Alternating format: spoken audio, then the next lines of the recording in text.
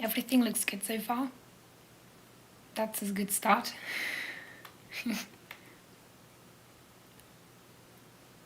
And YouTube is recognizing I'm live. Oh, very good.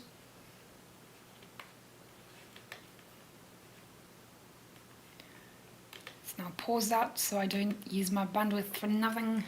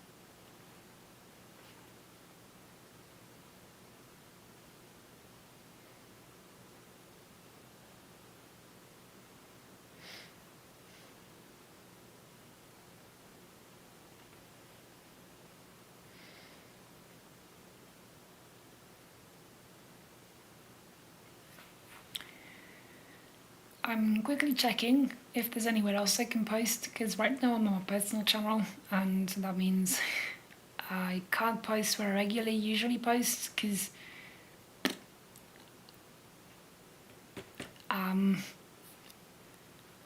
safety is a bit of a concern.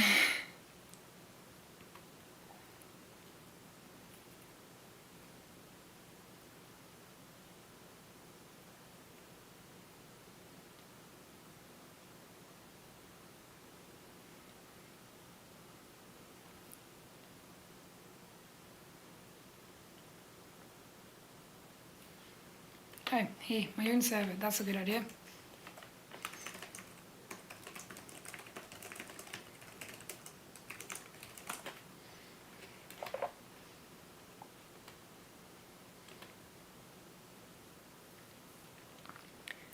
Alrighty.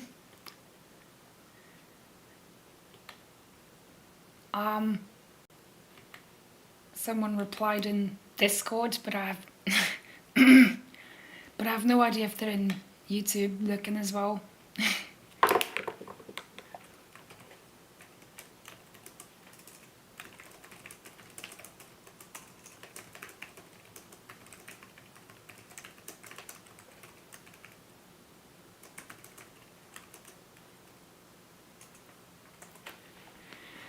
So, what have I got today?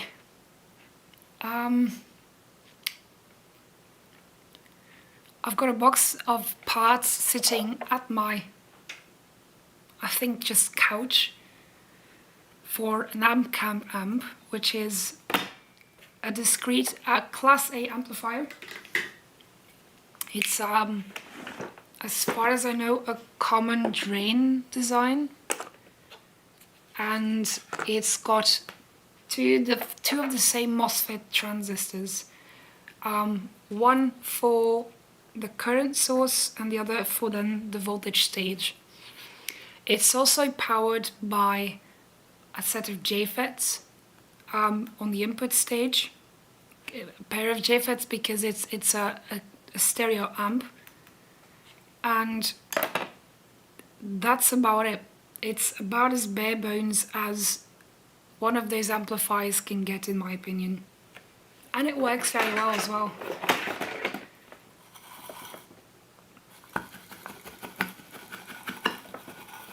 So I'm starting off by cleaning my soldering tip because it got a bit nasty after a while.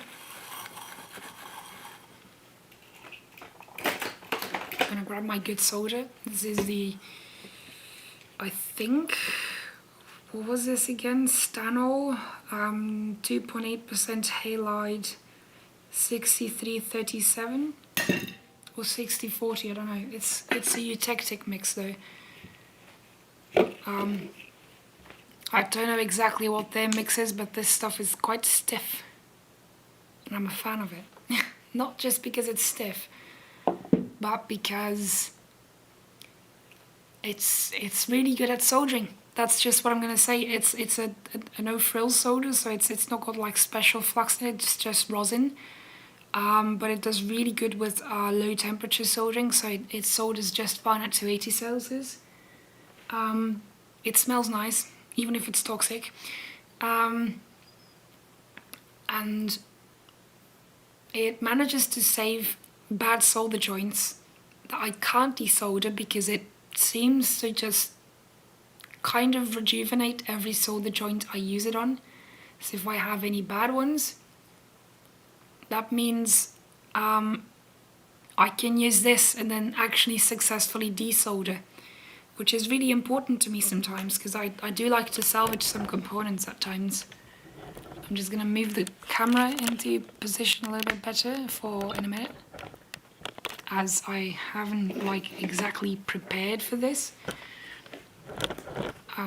which is why it's again impromptu stream and a bit hurried because I suck at time.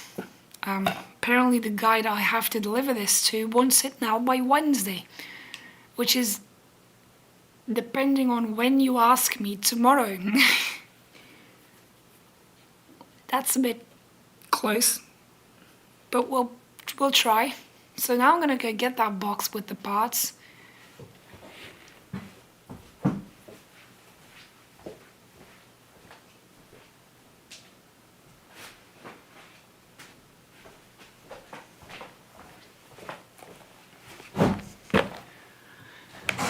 The entire kit includes the case as well because it's a Class A amp.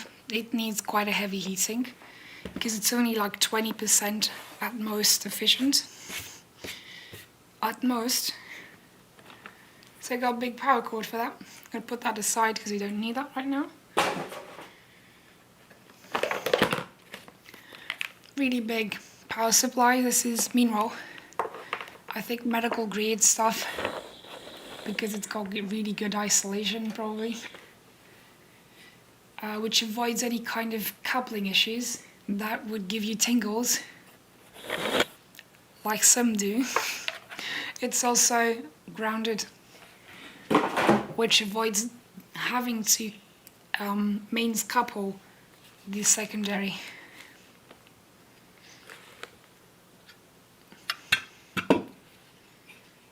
You can just couple to ground, you know.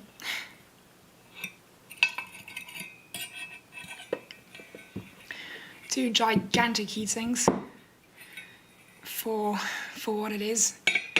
For an amplifier that barely gets 8 watts a channel, and it's not clean at 8 watts, it's 0.2% distortion, which is kind of scary much. I'm gonna keep one of these around here, and the other one's going in the box next to me. Because I'm only going to be trying to build one board today, as I want to have another board ready to do some photo shooting with, as you in Discord, I have a preference for the YouTube one, because then I can keep track on the chats on YouTube, because I only have one screen on my laptop, and it's choosing between Discord or OBS, and I prefer to moderate my chat since that's kind of important. And I can't see both Discord and OBS at the same time, unfortunately. So this heatsink's going right under here under the camera for now. Oh damn, nice, not really scratched apparently. Not my fault.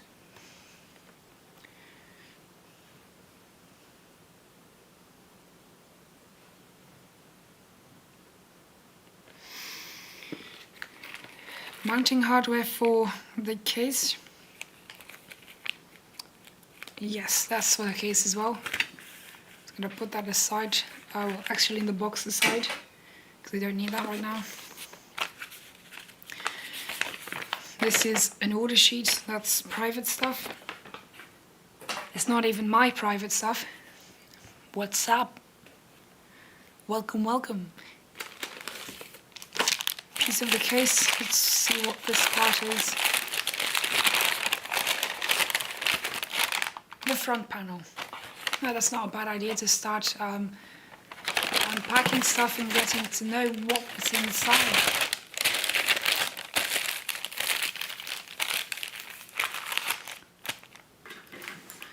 Otherwise I will have to keep searching for stuff, and that's also not good.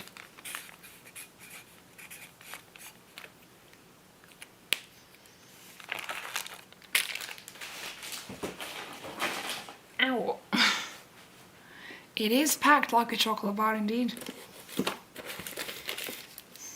Back panel, this is useful. I'm gonna keep that with the radiator. This will be the frame, which I will also need for the heatsink. Top and bottom panel, not right away I think.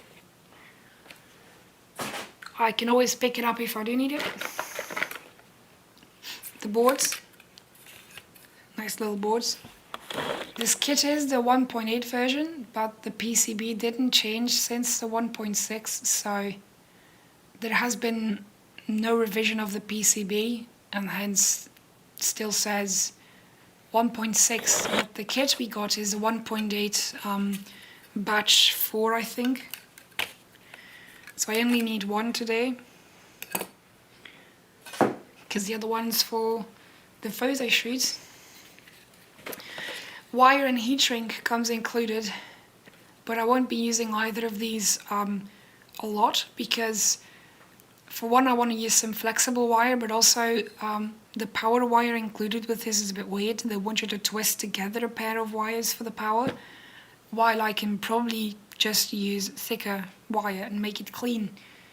So I'm going to be using some of my own wire, just like in the other one I built. Connectors includes an XLR, binding posts, RCA switch and front switch. The back switch is for bridge mode and such, because you can select parallel, bridge mode, or just stereo single end. The heat shrink can probably just go to the side, because I've got a whole box of heat shrinks sitting here. Components for both of them.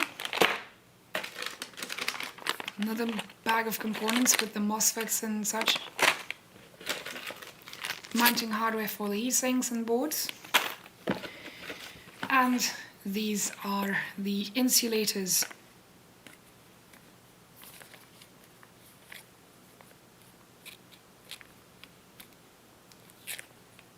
I'm going to put what I didn't need right away now back in the box, as I won't need this right away as well. This is about the case I'll be using. It's called the Mini Dissipant. It's from an Italian company. Hi-Fi 2000s, they're Italian and they make cases custom or from a stock design but customized, and this is what this is. Alright, I need to post somewhere else as well. Dang.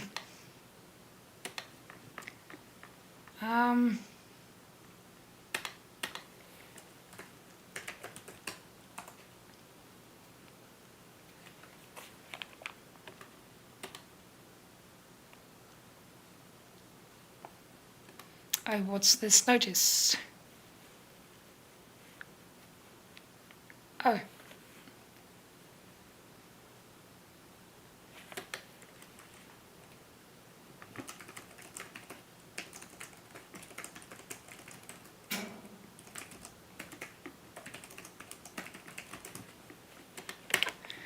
Quickly just also reply to a private message, because if I don't do it now, I'll never do it. Trust me on that. I'm bad at punctuality like that.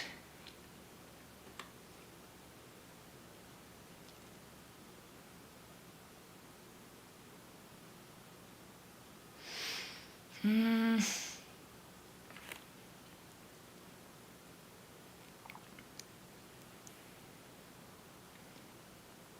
remember there being a chat channel in the Past Labs subreddit, sub forum. I want to post there because there were some people interested in it, and the next iteration of me assembling it.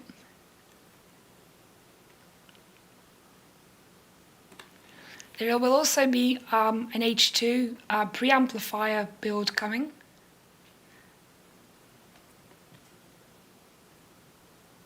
Because the kit got delayed just a little bit. Now I can't find where that post was. Dang. Oh, here.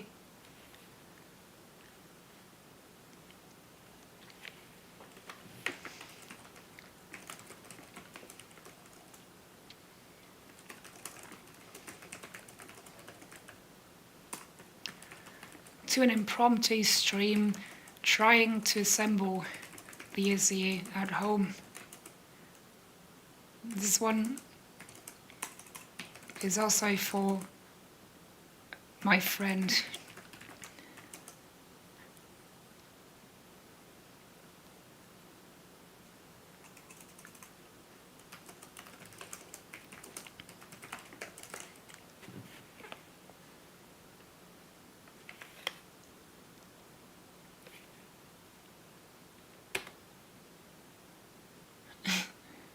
I just saw your comment now.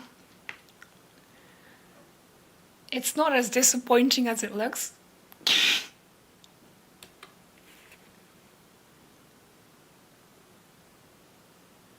Alright, posted that there. Finally got that done. This can go back in the box too. This is an order sheet, I think, and this is then a small manual.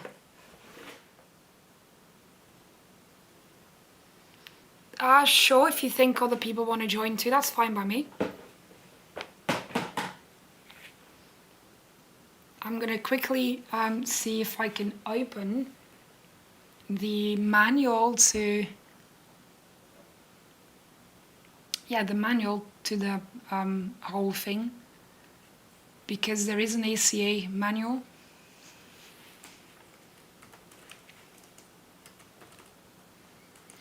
Actually, no, not on the computer. I'm going to try and open it on my laptop. No, not laptop. Phone.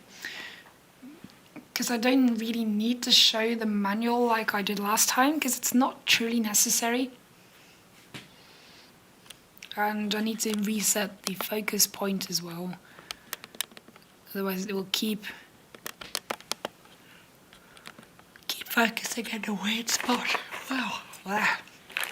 Jeebs.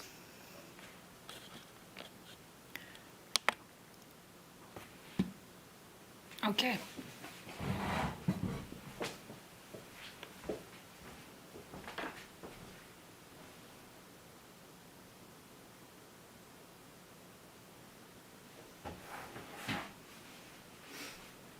While I see that my water's empty, I'm going to quickly refill that.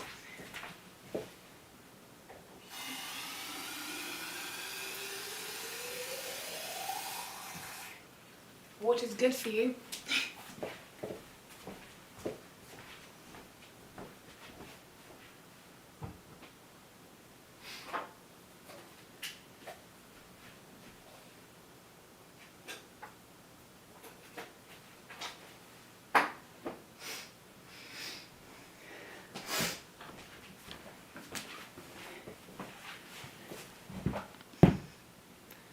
That's my drink. Okay, let's in the meantime get the manual opened.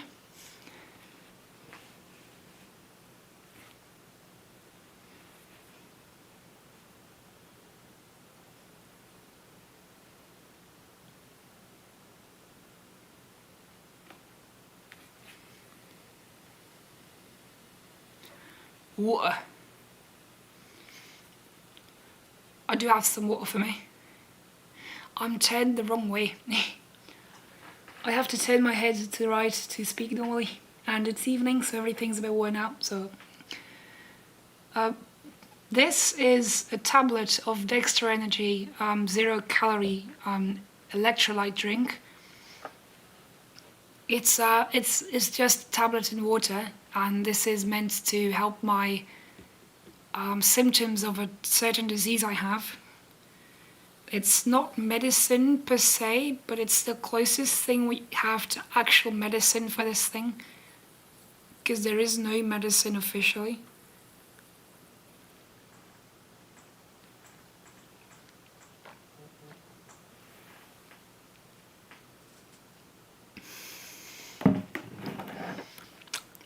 Bit salty, that's good. Salt is very good for you, in moderation for most people though.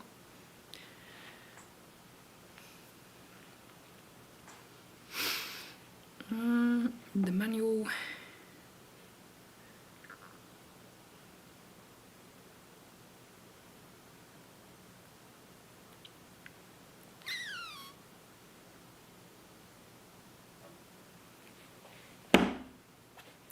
These damn little flies keep coming from everywhere.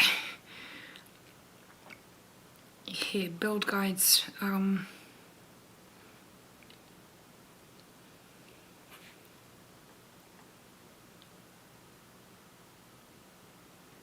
Okay. I'm going to follow the 1.6 guide because the circuit board should be identical for the 1.6 except for the fact that there is a different resistor value for the LED. They changed that to a 39K, I think, because it was too bright. Why else? You also get a choice of which LED you take, and my client friend, person who paid for the kit and who's paying me to assemble it, they prefer red, which means I get 2 free blue LEDs. I'm not wearing an anti-static strap because these things are not particularly sensitive. So only need 2 MOSFETs, they're relatively well matched. I get 2 free blue LEDs, ain't that jolly?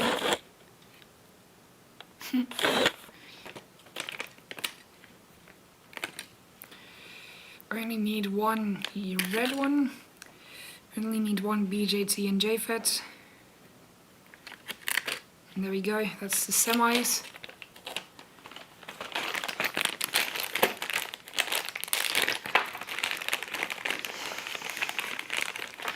I need to do more efforts to have my voice on point because otherwise I always sound like I'm stoned or dead or something else drugged.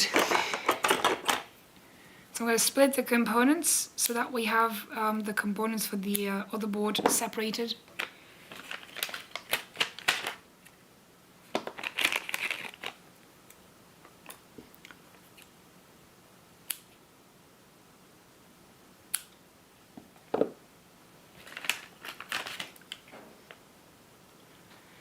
What have you been up to, Maito?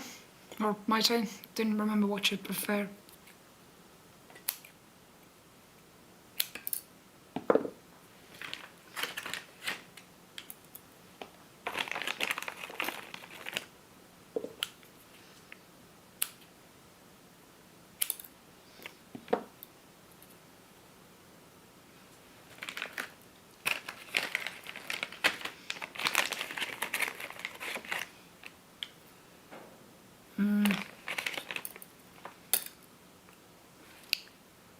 There will be one that's 3.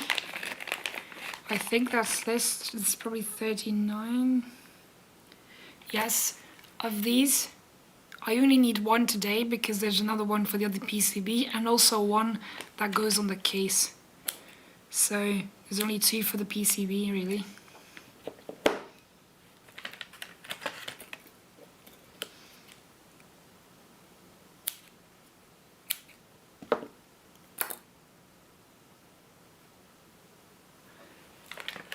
I don't remember. It will have been too long for me.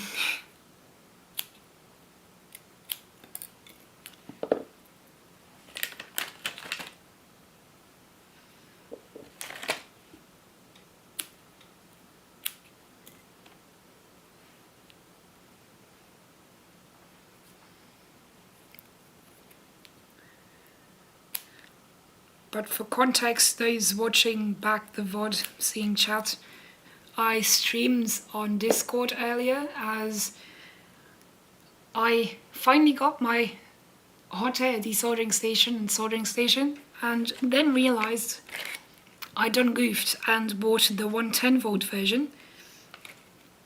So instead of getting all upset and sending it back, I tore it down and tried to find a way to turn it into 240 volts, and it was successful.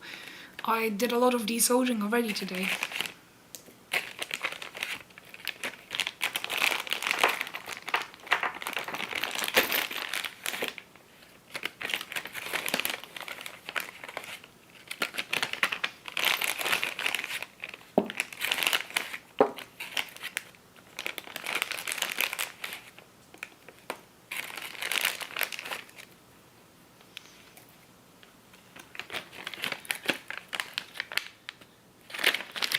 That's for the other board and the rest.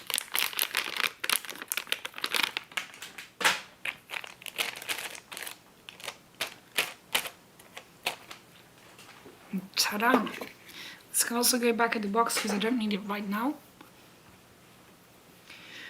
Then let's check the manual in a second for what they want me to do first.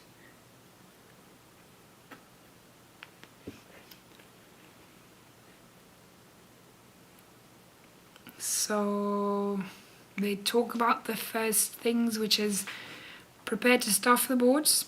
The various components, I'm going to sit right up. The various components are all found in individual bags as shown. Parts overview is just parts overview. Various bags of the kits you will find hardware, the XLR jacks, transistors and LEDs. The big transistors are the MOSFETs Q1 and Q2. The smaller ones are the two transistors is the ZTX450, and the slightly bigger one is the input JFET. The input JFET is a K170, I think, or a 2S K170, as you could say. Speaker posts.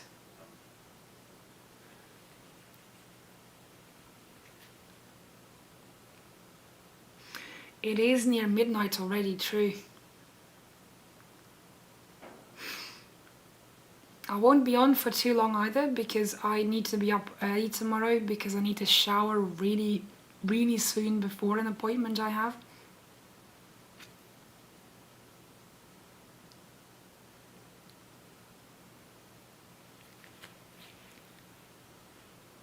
Okay, stuffing the PCBs. Now we'll stuff and solder the components onto the PCB. Get the resistors and capacitors and place the kerotherm insulators at the side for a moment.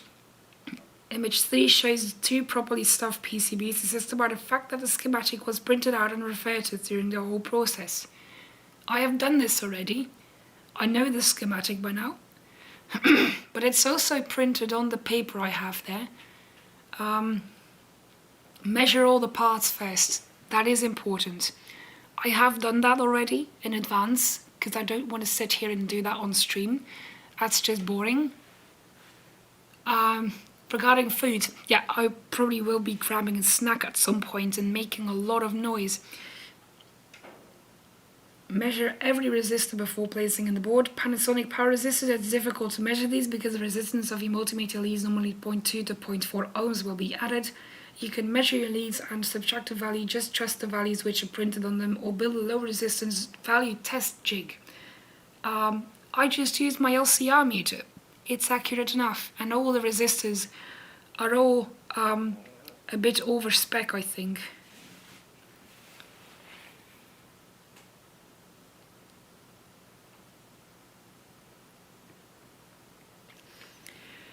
Have the schematic printed in front of you at all times. The schematic marked 1.1 is correct for 1.6. Well, now I'm not doing it.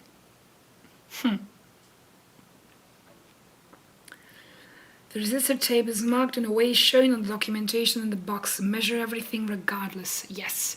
The kit has colors on the end of the resistors to make it easier to identify the resistors with the values they have, as the entire the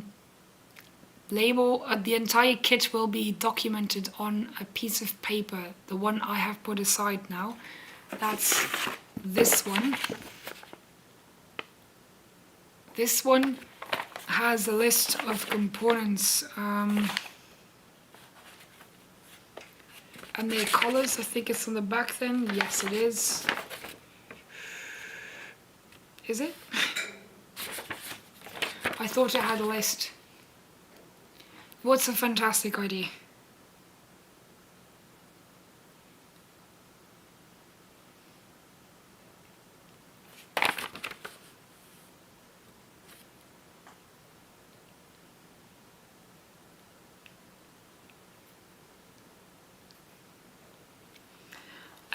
I don't know where the list of colors is, but I know it should have one.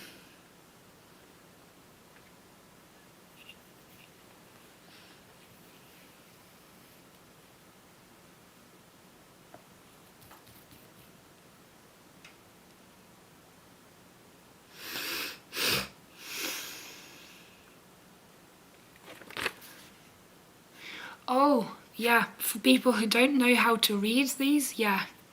I generally don't trust the extra codes that they put on, like the colors, because I can read resistor codes myself. But for people who are not literate in these things, that's actually a really good idea.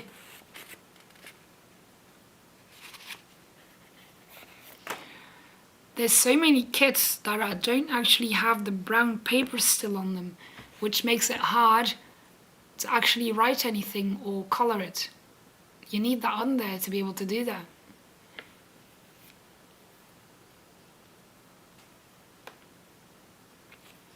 Okay, so what am I starting with? I'm going to start with digging in here,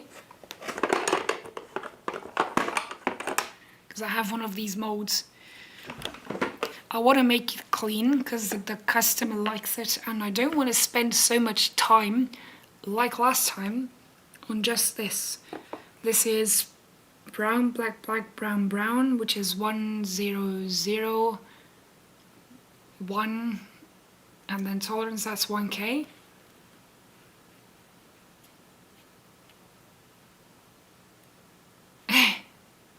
Yeah.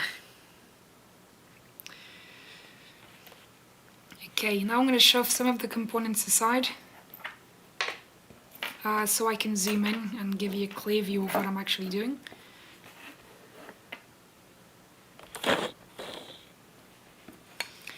I'm going to check first which pitch the resistors require.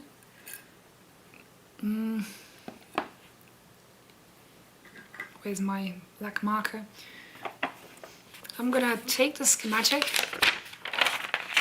and write on the PCB what the values are, as otherwise it will get too difficult to go over and over every time, and that will just get too complicated. So R7 is going to be here somewhere. No, R7 is 10K. I can erase this with alcohol afterwards, so it's not a problem. It's 13. R13 is 10K.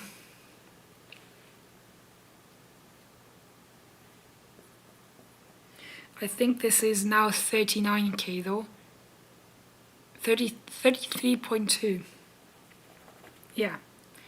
33.2. R5 is 100 ohms.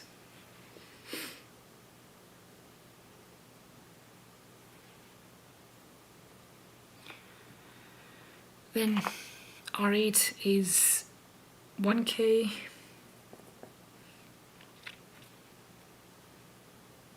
R15 is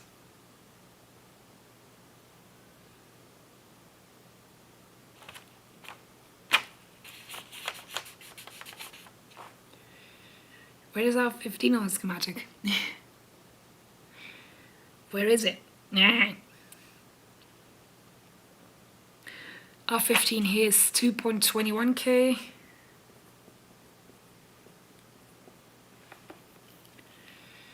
That will be the BJT, and that the JFET? No, wait, no, that will be the JFET. Q4 is this one here. Okay, that is the JFET.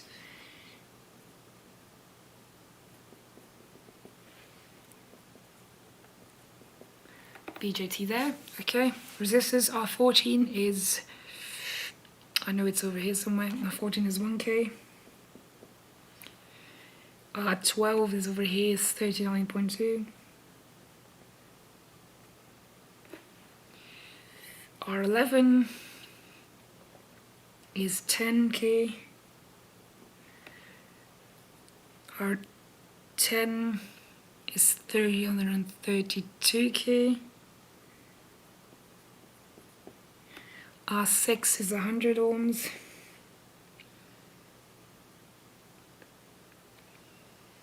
R9 is gonna be the bias there, yes it is, 1k. And these will be the power resistors. R3 and R4, 0.68. And these are 0.47. Okay, that'll make it easier to assemble for me. Because now I know where everything is without needing to look at the schematic the whole time. The rest is clearly marked enough. So these are 1k. Let's start with the 1k and see what the spacing is of the resistors. That's about to there.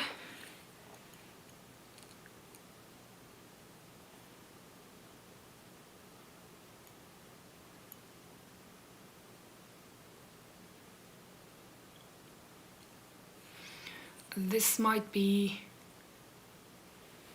the size I need.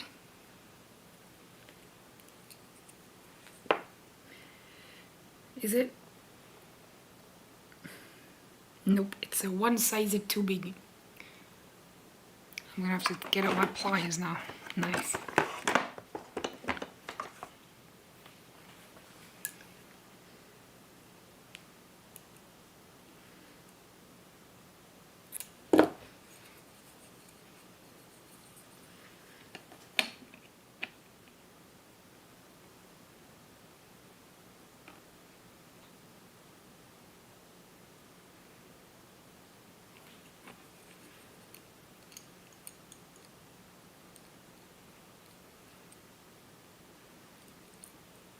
This is probably the right spacing now.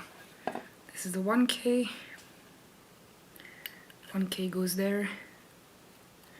Yes, that's beautiful.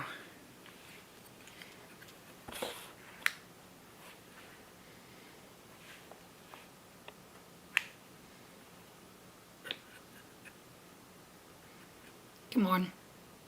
Hold still. There we go. How pretty isn't that?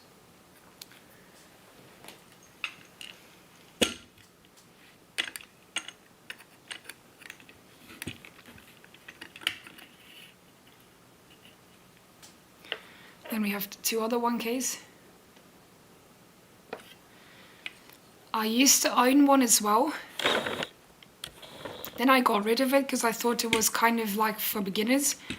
And then I was like, it's actually really useful if you have to do something cleanly. Like, I always bend my resistors by hand too, but if I have to bend them cleanly on corners, like I did here, I prefer to use one of these because it's much faster than trying to eyeball it with pliers and having them all identical, because this will make sure they're all identical. Which section did I use now? Probably this section here.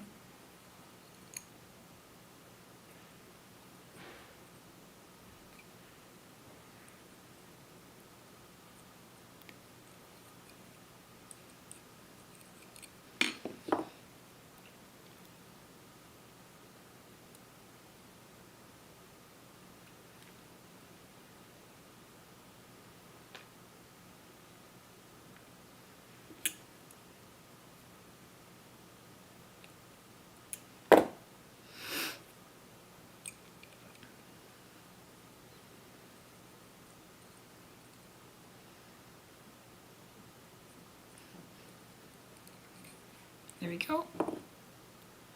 Nice, nice.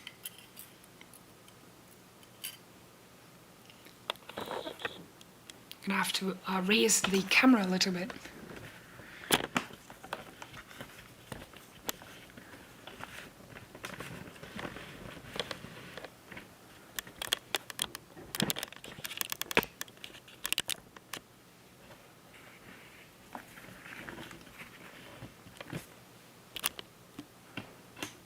There we go. That works too.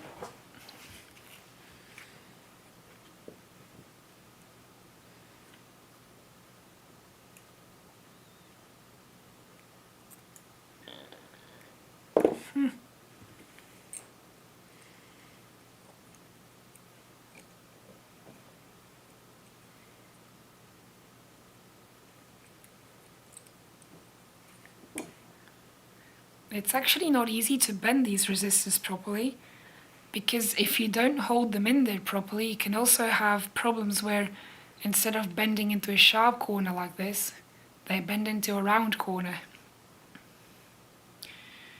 And it takes some getting used to exactly how to put components in those slots. That's 1K, where's another 1K? That's here, another 1K. Let's orient the bands all the same way. Another 1K.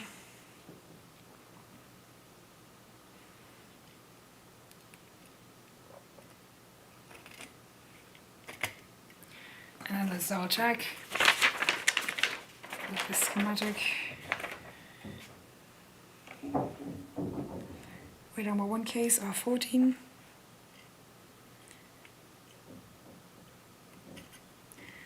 R8, R14 and R9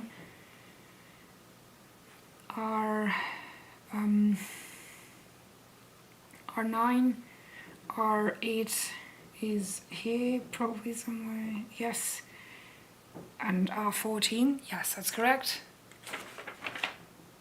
Yeah, when it's perfectly spaced, that it's just tight enough to hold itself in, but not so tight that it deforms its shape. That's just utter perfection, isn't it?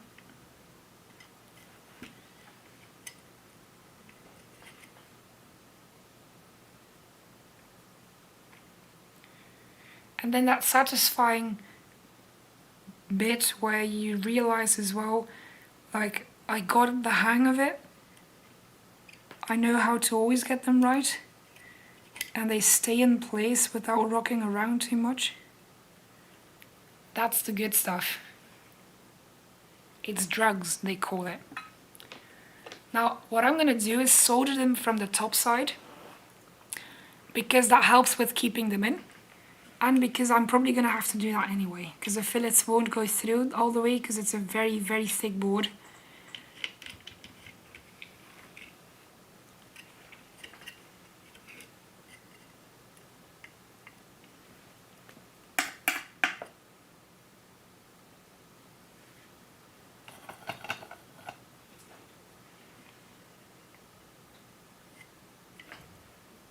That was just a sting.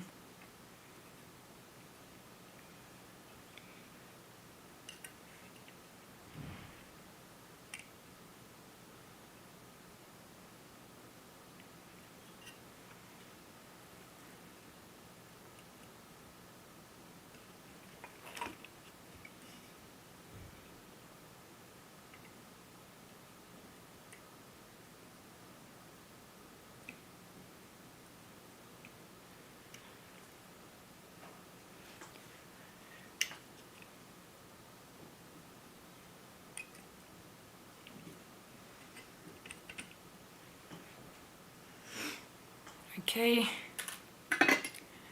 next is which ones? These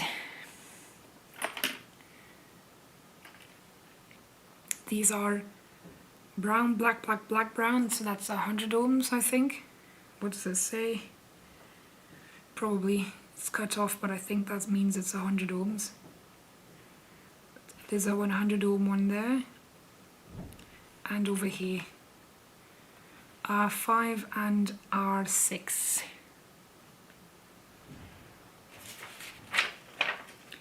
R5 100, R6 100.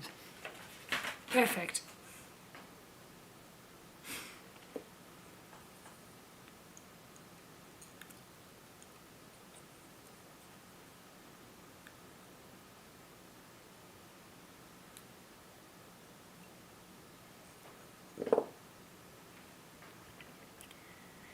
Let's have the thick bands to the correct side as well. You gotta go in on this shit, you know?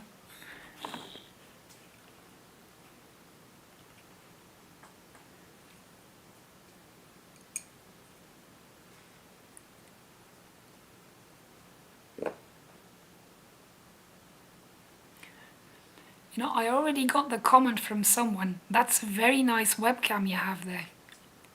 Sure, I guess.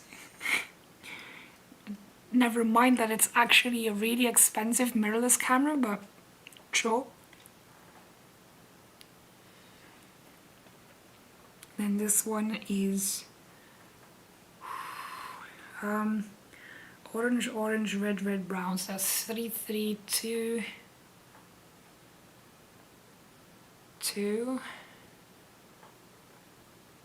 33.2K probably.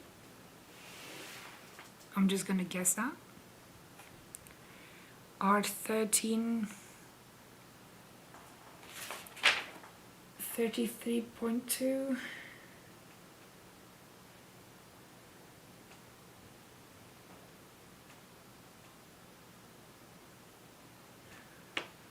Yes. That's the LED resistor. Sure. Have a good shower. I need to go shower tonight or tomorrow morning too.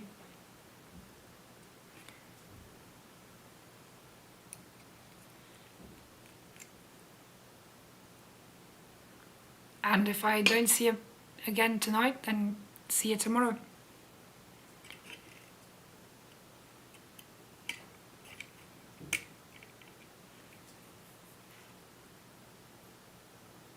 Aye, okay.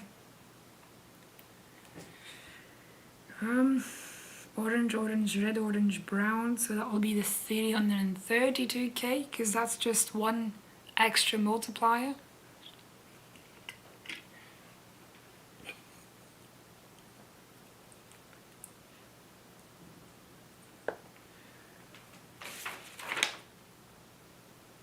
$332K is R10.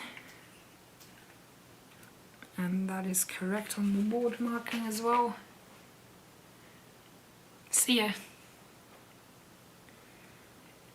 There we go with that. Next one is orange, white, red, red. That's 339. No. Which values have I still got to do?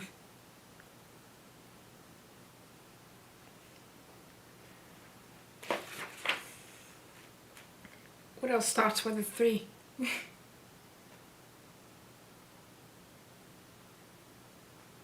39.2, could that be 3922? 392 with 2 zeros. 39.2, yeah, okay, that's 39.2 then.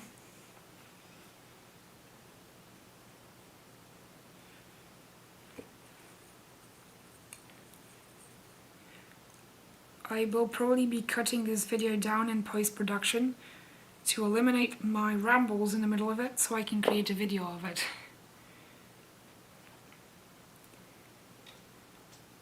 And where does 39.2K go? It's R12. Yeah, there, okay. Clearly marked, but I looked over it. Nice. And this is brown, black, black, red, brown. That's brown, black, black, 100. 10K. Is it 10K on board? 10K there, and one 10k. Where's the second 10k then?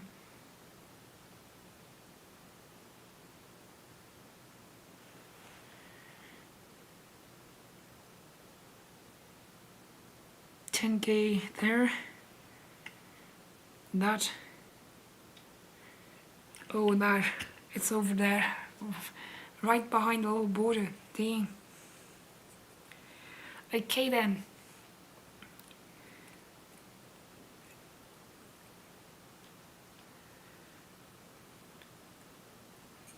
This is going surprisingly fast compared to my first assembly, because my first assembly I did everything by hand and very slowly and tediously.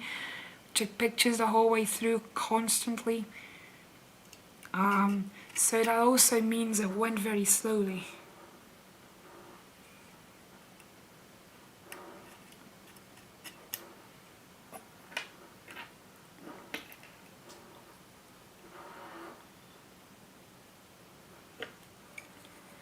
Then these can I bend that in there, or is that too?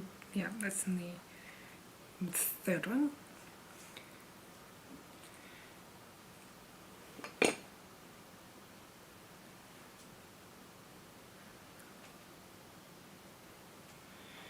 That's brown. Wait, red, red, brown, brown. 2, 2, 1 with 1. That's, wait, 2.21 then? 2.21 R15. Okay, that's correct. Righty.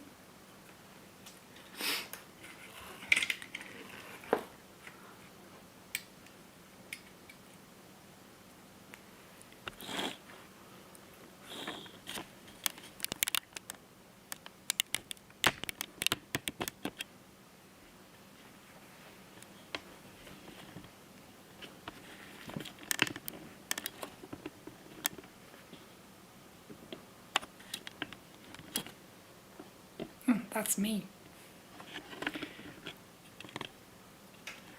Okay, here's the board. Stuffed, but not soldered yet.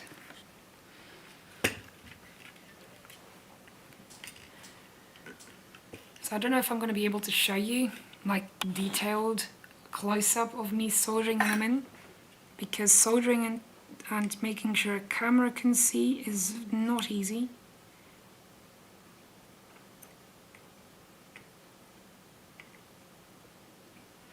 Because you're almost guaranteed to be soldering in a position that's not natural to you.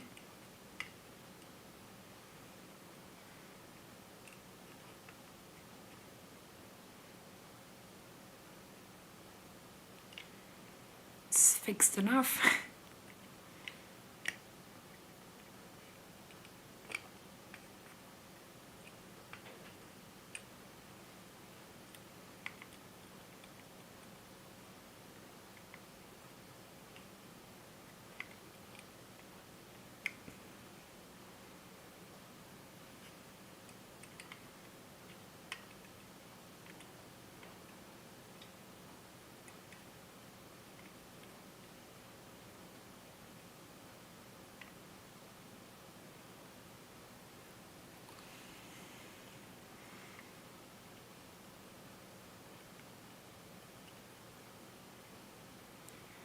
There we go. They're all tacked in, I think. Yes, they are. And now to soldering them in properly.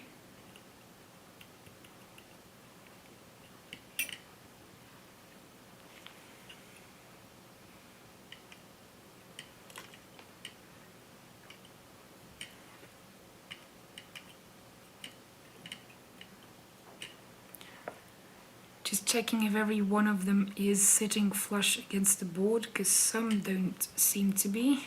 And then I have to tack them on from the other side, I guess.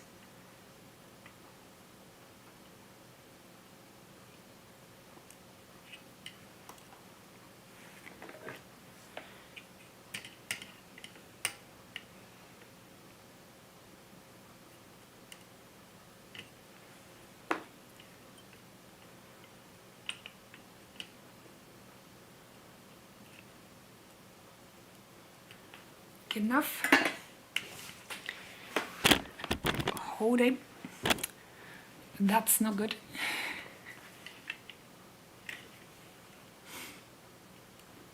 Okay, now let's solder them in completely.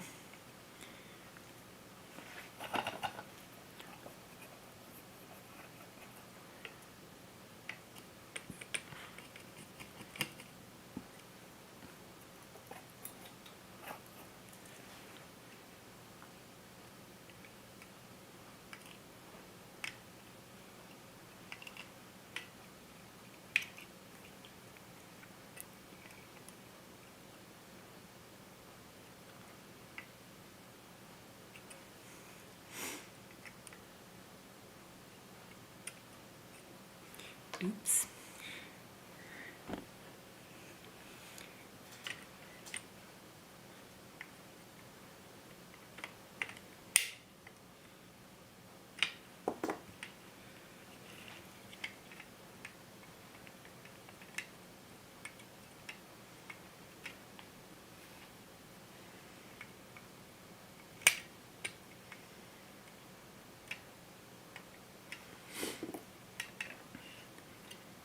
So now I know it's the top bit of the resistor to solder first so it stays in.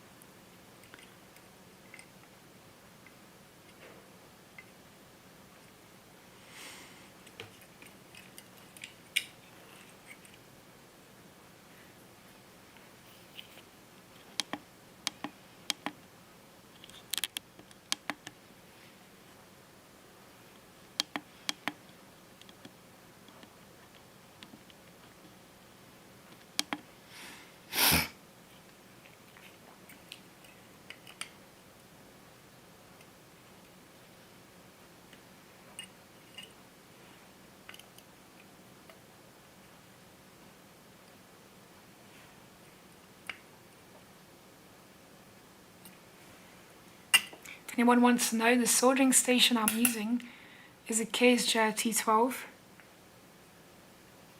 It's one of those aluminium enclosure types.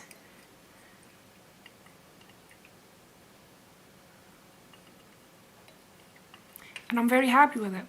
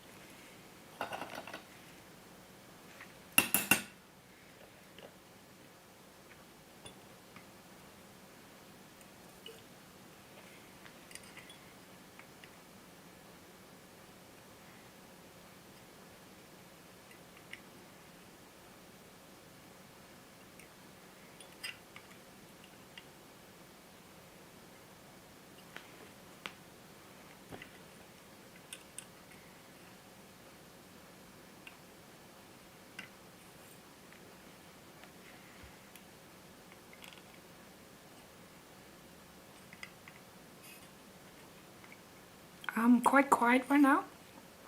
I get that. But that's because I'm focused.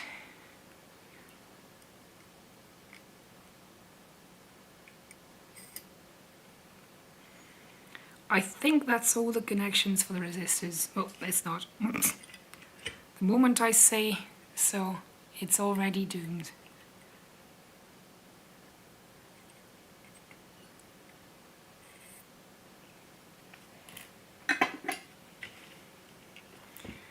It's not too bad on the top, I see. Of course, it didn't go through, but that's kind of normal in this case.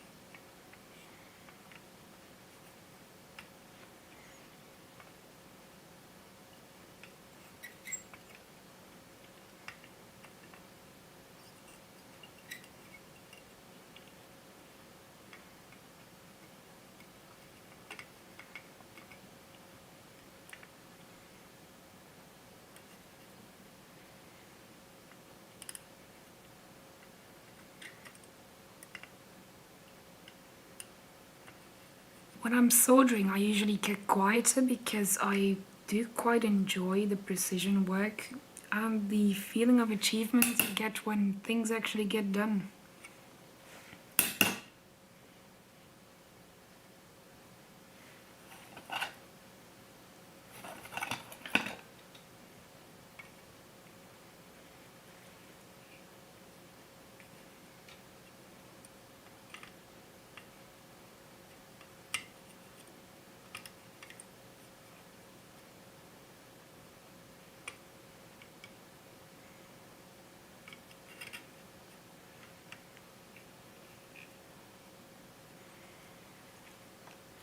So, now that that's done, we can cut off the leads.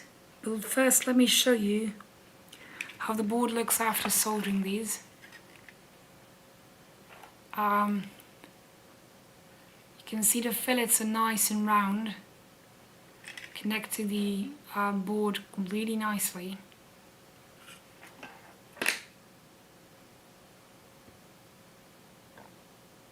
And that's how it should be. There should be no weird rough looking parts or spikes sitting out. It should be a smooth little bend up and down, a little mountain. When you're cutting off these leads, it helps if you hold your side cutters at a bit of an angle. You don't end up cutting into your solder joints, because that can actually damage the solder joint by putting too much stress on it. And it can, for example, lead you to accidentally cut pads down. Oops. And you don't want to damage the pads, because that's basically the only thing holding your components in there. And a damaged pad is a bit of an annoyance to repair. Trust me, I've done it before. Too many times. I destroyed so many preamplifier boards by just being too clumsy and not wanting to listen to smarter people.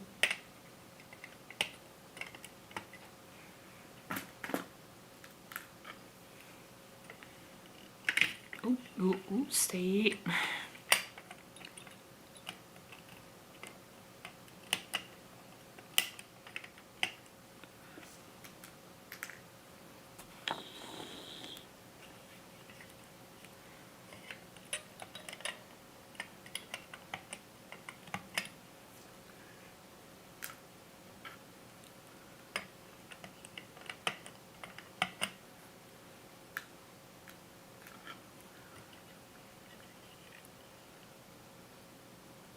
Looks alright to me. Now let's give it a little bit of a swirl with a bit of isopropyl alcohol, so that we can clean around the pads and clean off any splatter or remaining flux, because it's a bit nasty to have remaining flux on your board. It does no harm in terms of electronics, but I just like it being gone. I think it looks nice when it's shiny. So what I'm spraying on now is not actual isopropyl alcohol, but this is no acetone nail polish remover, and that's going to work just fine, because it's also just a solvent, and the most of the fluxes used in solder are rosin based now, and rosin is relatively easily dissolved by solvents, so pretty much any solvent you come across will work for this. Just don't use solvents that are also acids, because then you'll dissolve more than just the flux, if you know what I mean by that. And that's not a very good idea, I bet that. I need to think about the fact I'm really misusing my voice by not speaking properly. It's gonna remain fucked for the rest of my life anyway, but I don't need to make it worse.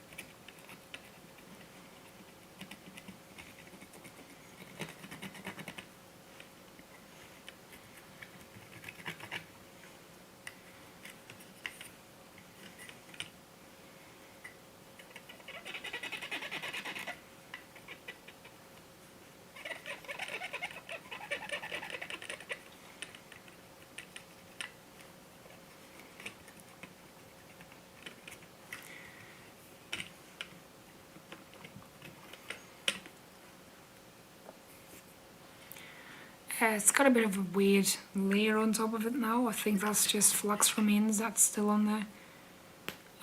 So it's a little bit weird and streaky, but it's not a problem. It won't cause any problems for the kit to function on its own. So I'm just gonna go ahead and do the rest. It's not gonna cause any problems. What does the manual say I should do next? That's a good point.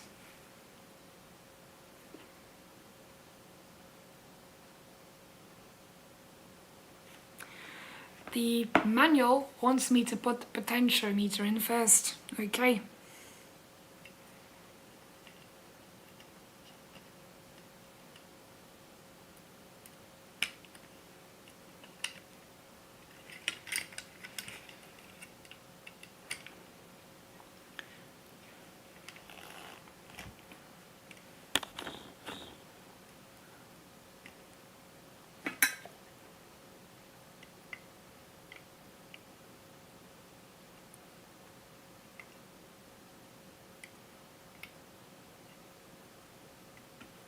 Nice. That's the potentiometer in.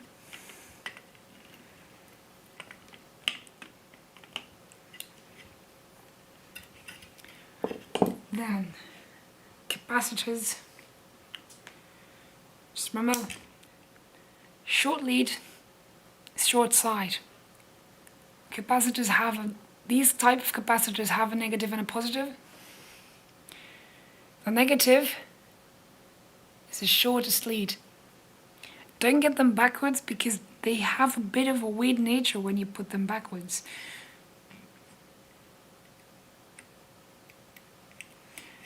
That means the long leg goes into the side that's marked with a plus.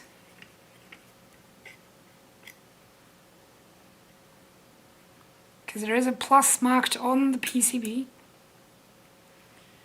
Make sure you follow that. It's there for a reason.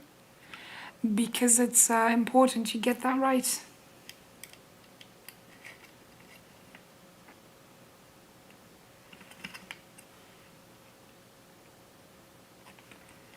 Rightio. Let's solve that I didn't want that one into. My voice is really starting to crap out because it's getting late and I'm not properly using it and I'm not in a mood or don't have any more energy to try and use it properly, so yeah. Just gonna have to deal with it, I guess. Both you and me.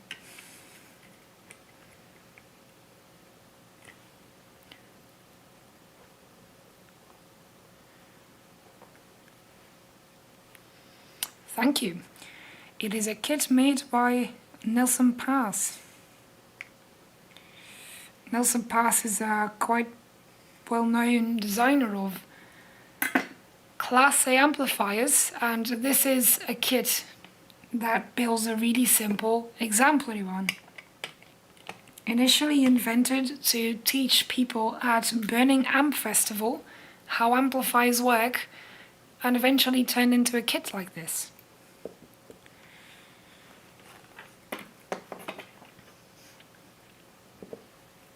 How are you doing? Welcome in.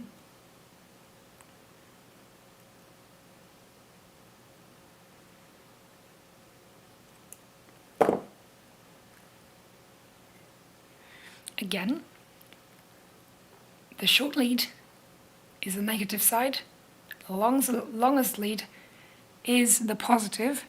The board has a positive marked. Use it. It's there for a reason.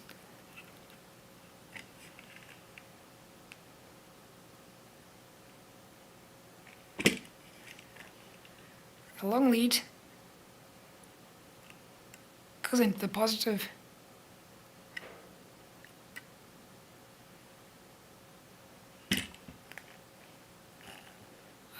This way.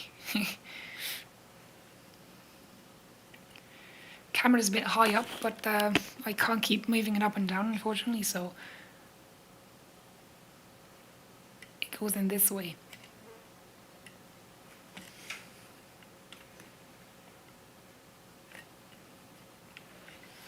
Now I'm going to have to put my hands in front of the camera for a second, I think, because I might have to just tack in the I'm gonna have to tack in the capacitor before I try to put it in fully, and I don't know if I will be able to keep vision because I'm also kind of short on hands. There we go. Actually, that wasn't too bad, I guess.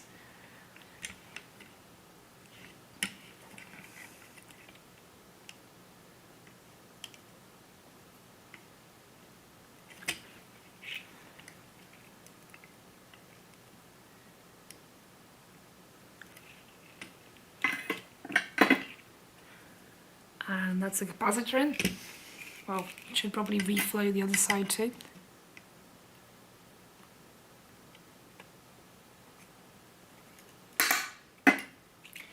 Now again, when cutting the leads, don't forget to angle it a little bit, because that'll help with not cutting off the fillet.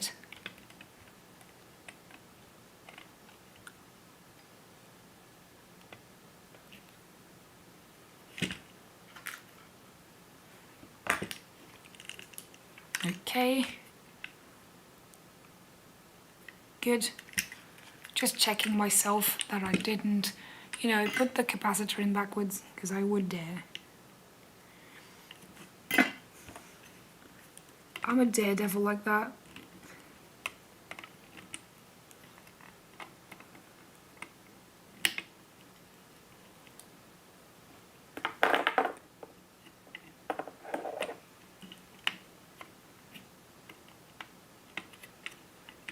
It's really a bit, needs a bit of reflow, that.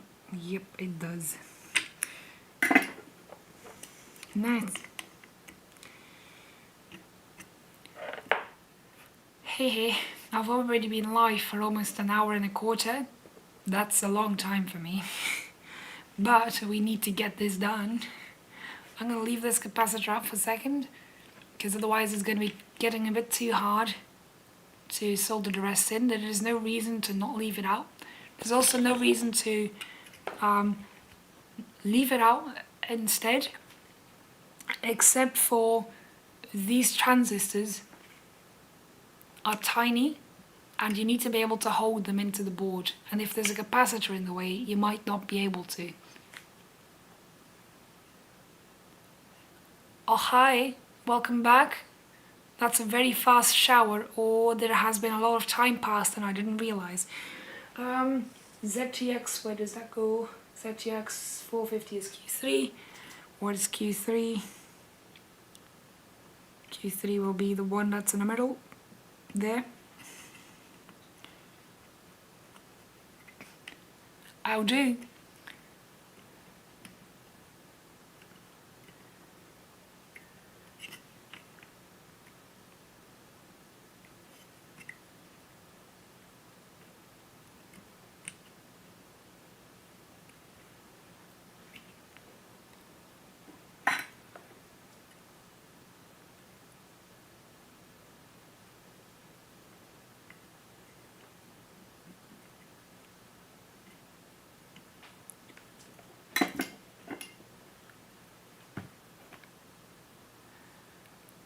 Honestly, I don't know.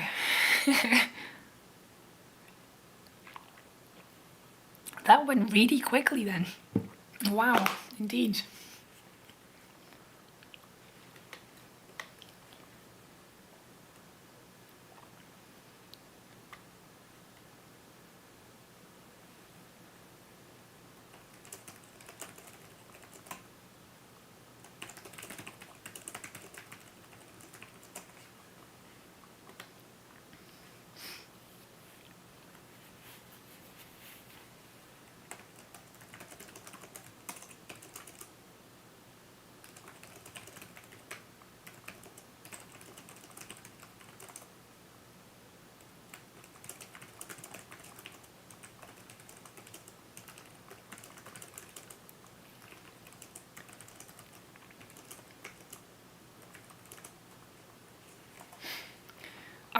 I just got permission from someone to paste a link in another chat. With these other people who like to do tech too.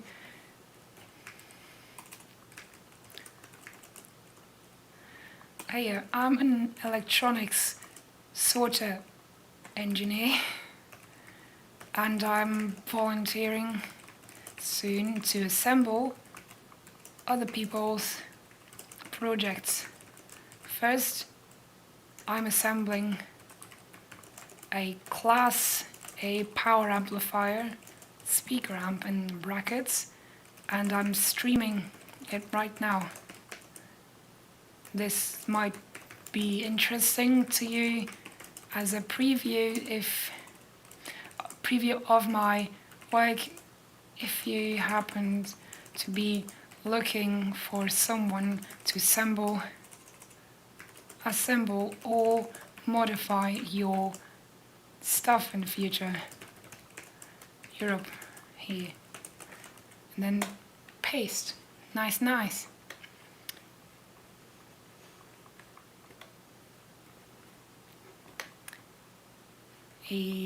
Back to that.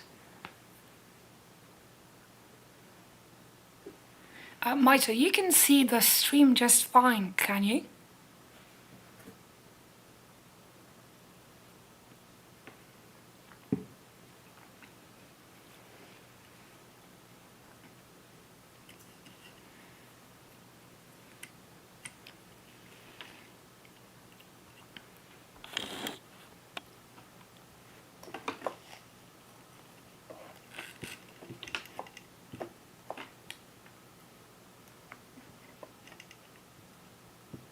All functions well, okay. I got a message from a friend, that they don't see the stream and it might have gone offline, but I now can tell that it's fine.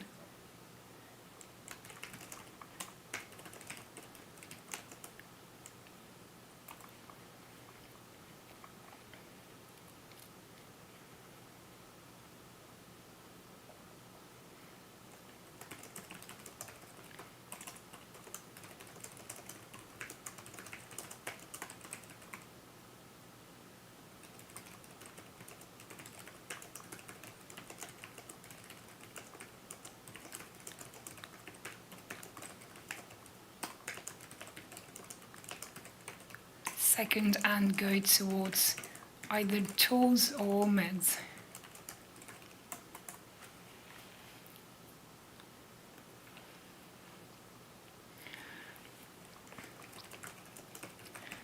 Got any burning questions? Ask them. Any mod on a common item you want to see? Let me know. I might have something lying around that can be of use as a little example. Right, there we go. Advertising myself here, huh? Right, transistor needs to be soldered in now. Where's my tin? It's getting a bit too short, so I think it's alright if I just take a little bit of a new piece.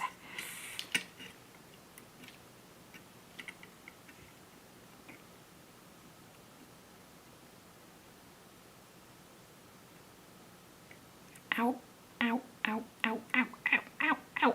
Ah. Fug.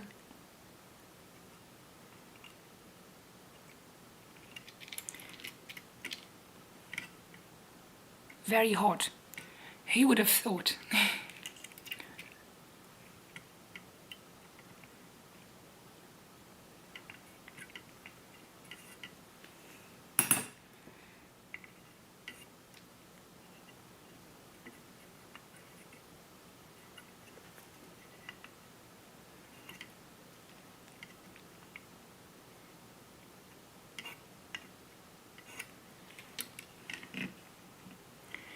Yeah, it's in a bit crooked. Yeah, that's not a problem. It doesn't have to sit in completely straight to start off. We can just fake it. There we go. See, it was straight all along, don't worry. It's not the same, but it's going to be inside the amp, and it's probably not going to be a huge deal. It looks alright, to be honest. Now I need to also go from the top. I mean, it's already soldered in fine, but like details, I like details, you know. gotta pay attention to the details.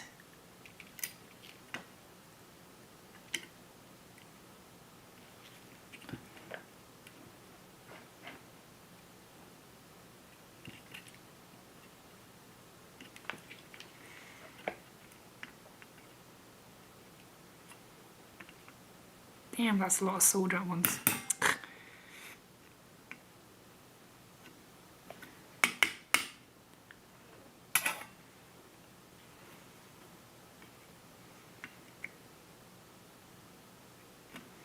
Yeah, that'll do. I mean, it would have done even before this, but ow,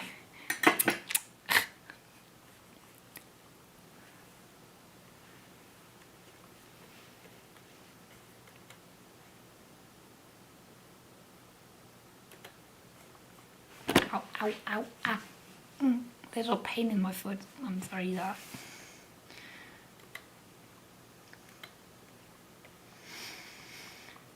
Hey.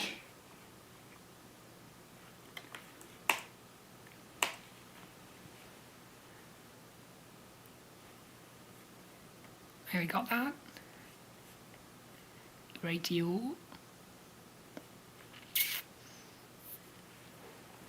Okay.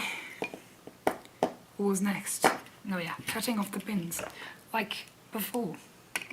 Don't forget to angle your snips a little bit so that you don't end up accidentally cutting off the fillets. That's pretty bad to do. Don't do it. You can break tracks, you can break pads and all that stuff just because of the tension, so don't break it. It's not good for it. The next thing was probably another transistor. That's going to be a JFET. These are very sensitive to pocket breakage, in the sense that they're fucking expensive. Don't break them.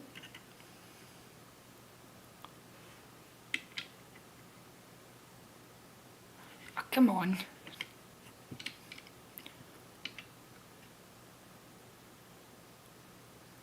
Will you focus?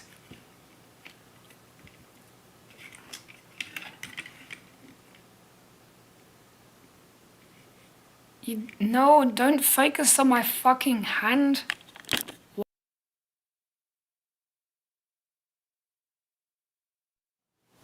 Ah yeah, and then I accidentally turned off the camera. Jolly.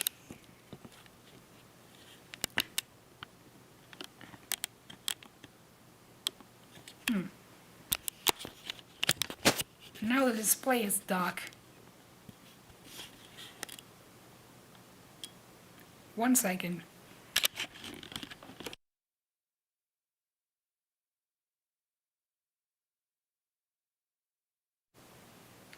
There we go. It's back now. And I can actually adjust my settings.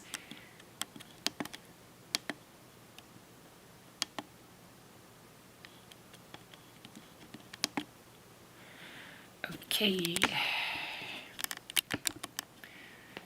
Focus, you fuck!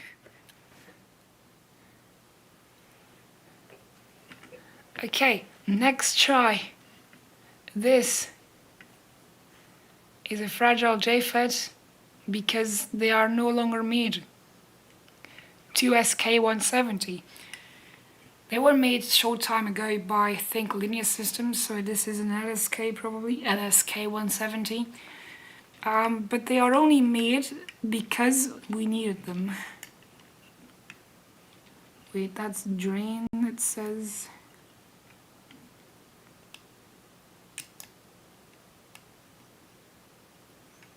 Oh, wait, yeah. That's not drain that it says, that's the shape of the transistor probably that they want to put on there.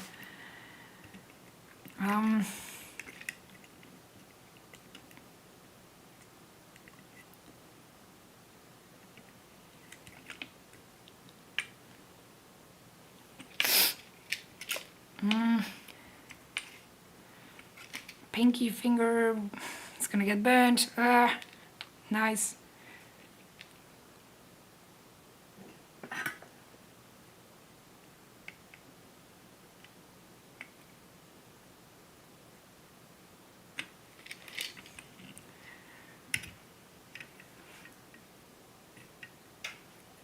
Good enough.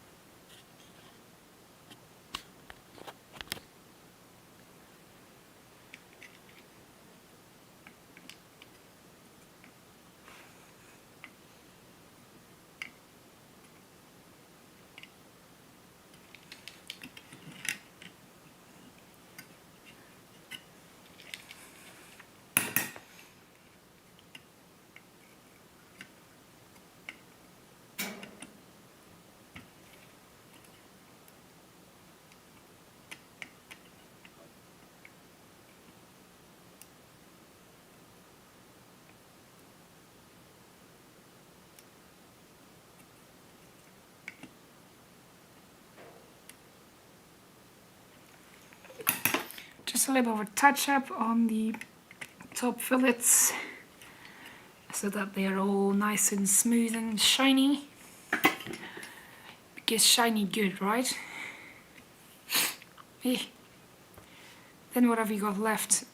Just power resistors and the cap and this cap, and then we're done basically. Then we have an amplifier. Then only the MOSFETs have to go in.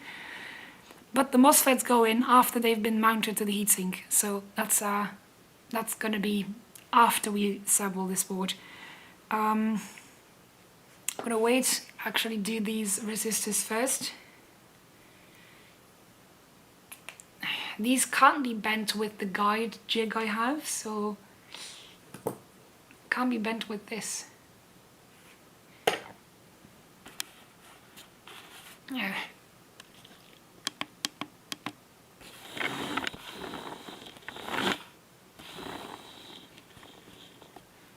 So I don't know what I'm gonna do with it, but I'm just gonna like use my pliers and guesstimate it. Last time I assembled one of these, I actually tried to keep them lifted off the pads a bit higher, but I don't know if I want to put time into that today.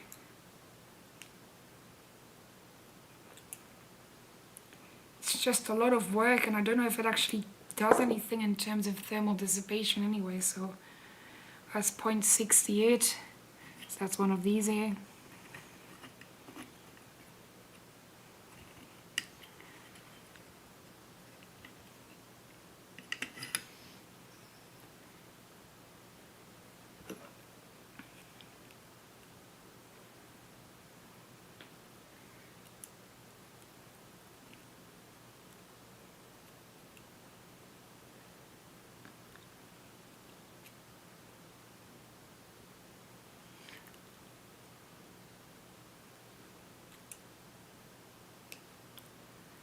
Can see if this works.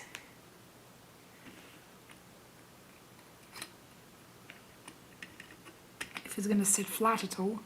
Yeah, it's not too bad, I guess. In terms of sitting flat at least.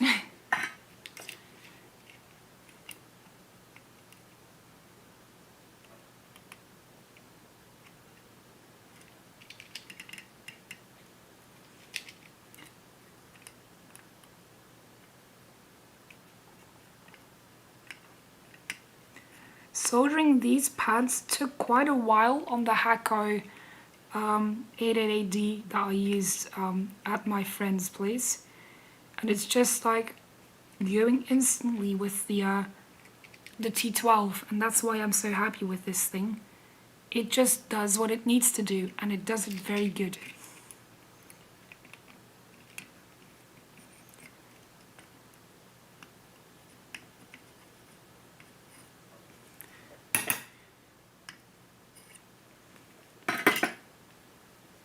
Okay.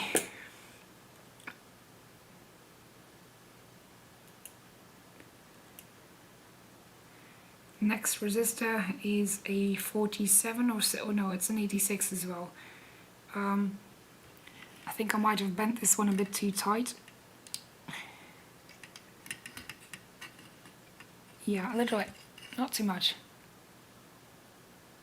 That's okay. I'm also getting tired. No worries. Sleep is normal. we'll catch each other soon anyway, so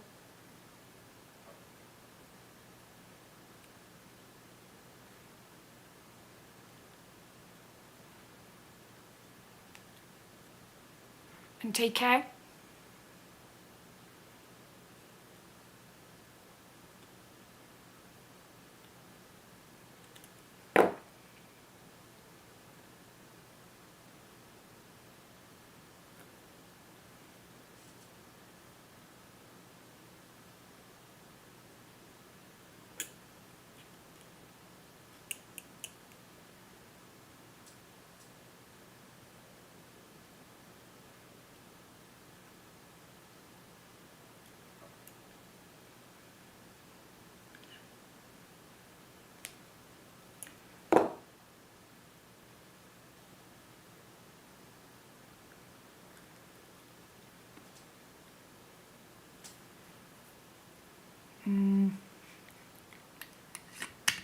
Is that it right? Good enough, I think. That actually sits a bit low.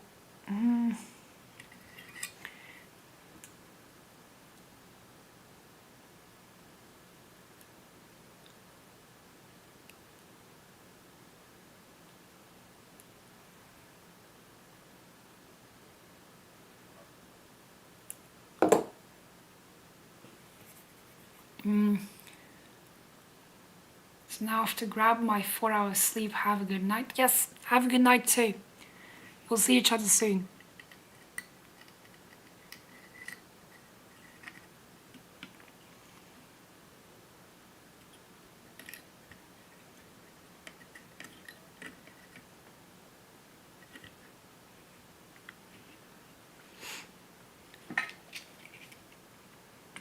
Thanks for coming over.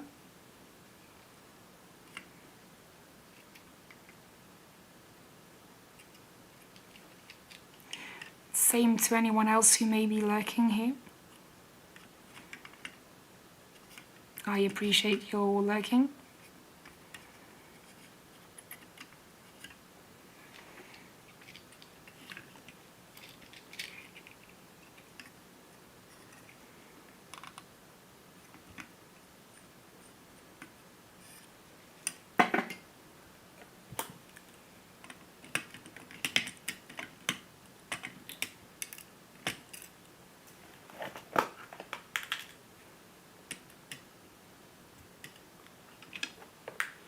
I'm putting my pins into this little box. I've got a huge tin of all cut-offs because it helps when you have to do breadboard stuff and like perf board stuff.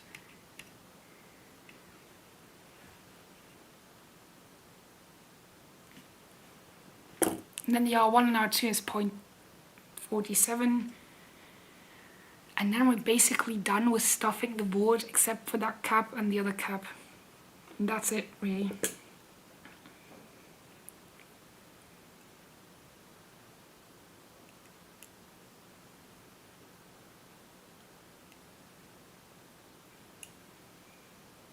That's too tight, I think.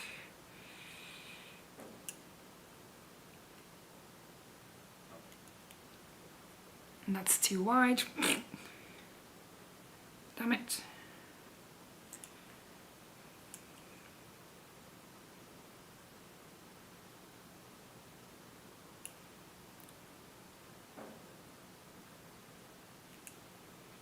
It's too tight as well.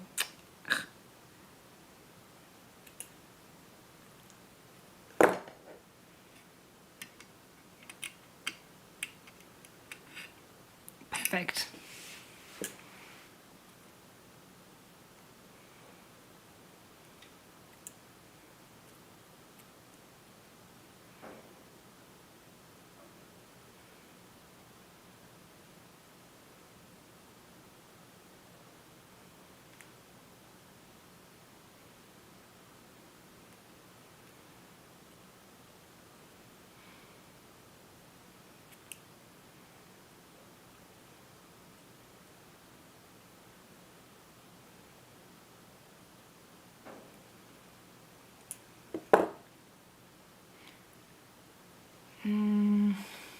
This way.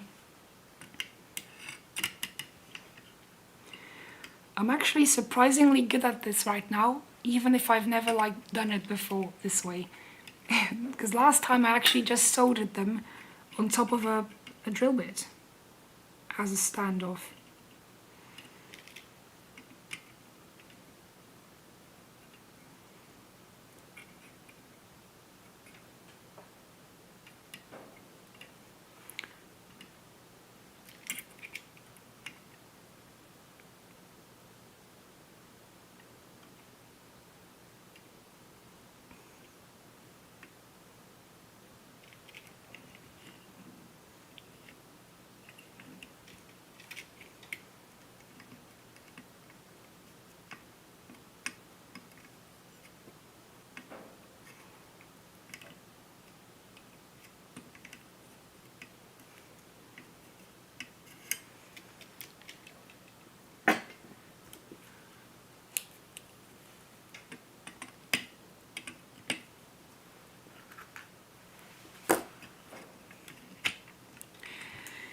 And the last resistor for now, because then I'll be going to bed soon, because I'm actually getting tired now.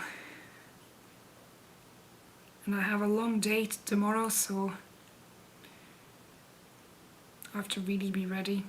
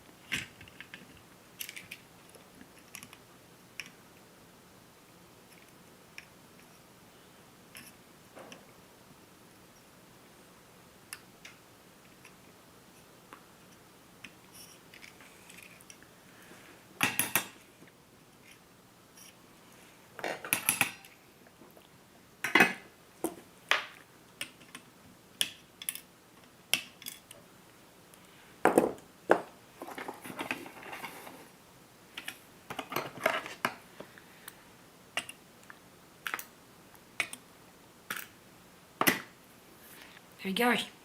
That's all the resistors in there. That's only gonna let us remain with the cap and the other cap. Again, cap with a short lead on the negative side.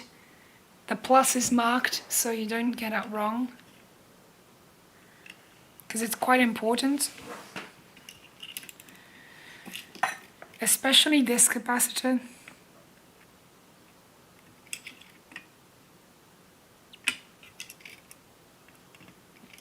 Electrolytic capacitors have a tendency to go bang when they are on reverse current and reverse voltage basically.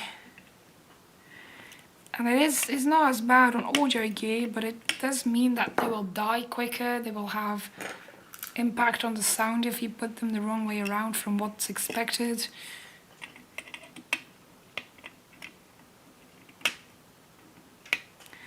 Generally, a design will have compensated for certain factors about that. And if you do it the other way around, then you are negating those compensations as well.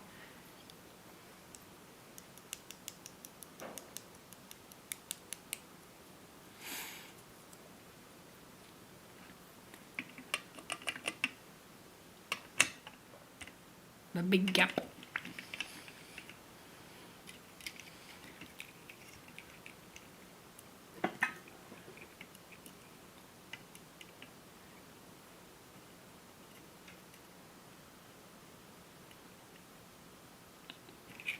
It's heavy on my little tiny pinky.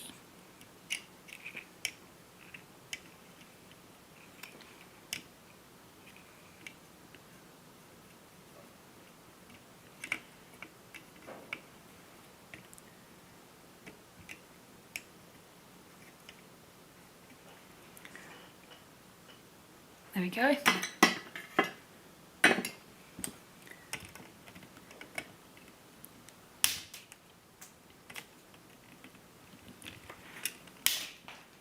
I did cut into the fillets of these intentionally, partially because I know otherwise they will stick out too much. And the PCB does not need to touch the bottom of the board.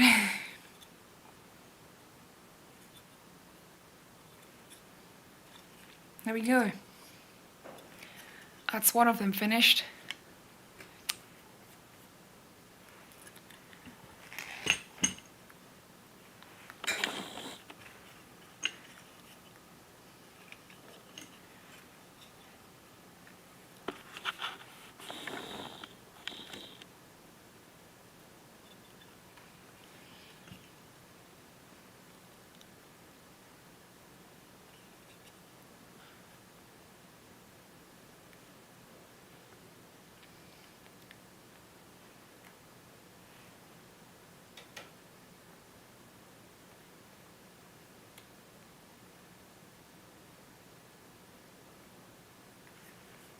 Yeehaw.